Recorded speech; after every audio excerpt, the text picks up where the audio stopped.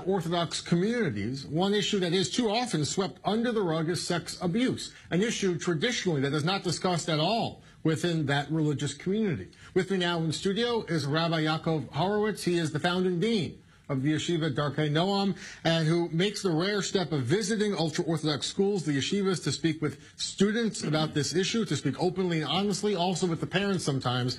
Thank you so much, Rabbi, for being with us. Why is this issue important to you? Why do you make this step to visit these yeshivas, to go to the schools and talk about it? Yeah, well, thanks, Jeff. Thanks for having me. It's nice to be here.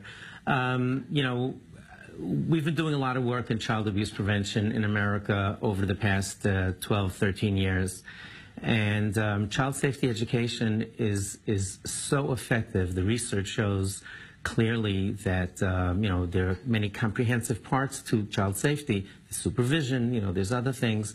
But simply teaching children about appropriate boundaries, about their right to personal space, the fact that they should be in contact with their parents, all of those things are so extraordinarily effective, and we've been dedicated. Is it more insular, the ultra-Orthodox community, compared to secular society? How insular is it, and how rife is the abuse? So I haven't seen any specific studies. I don't know that there are any specific studies, and honestly, it would probably be underreported, so I didn't even know how you would get a hold of that number. But, suffice it to say, there are abusers everywhere. And I think that decisions that community leaders make have a direct impact on the rate of abuse, whether it is education, if people are reporting to the authorities. All of those things lower the abuse rates. I think there's another component of the Haredi community that might make it more vulnerable, and that is that the communities are much smaller. And it's not small by numbers. You meet everybody. Everybody knows everybody. Everybody knows everybody. And if you went to in other words, people drive in Tel Aviv. Leave sex abuse for a moment, okay? You drive in the average street in Tel Aviv, I believe that you're much more likely to get cut off in traffic as if you go up to the Golan, to a community of 200 families. Sure. Now, you could say life is slower there, but it's also the guy you cut off, you're going to see him in the grocery store. And so they meet each other. Constantly. They know not only do they meet each other, they know each other's families. If you report somebody to the authorities, you're going to meet that guy's son in the synagogue the next day. Sure.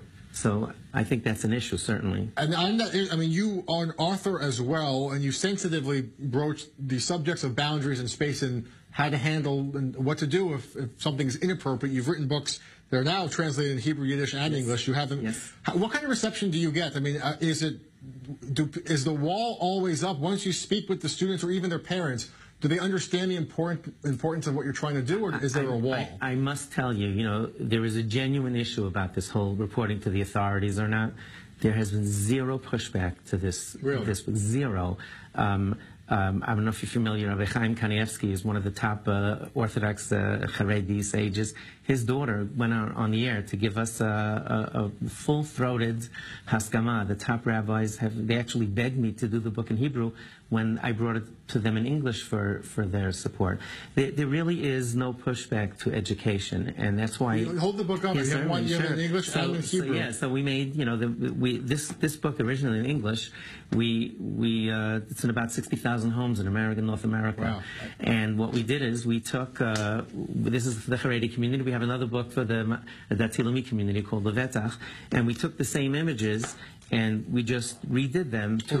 Yes, certainly. Torch me a little bit. Yes, sir. Yeah. So we did these images to reflect like these two pictures there. You see to show safe space, to show what's appropriate touching. Right. And the homes look like the homes of the children.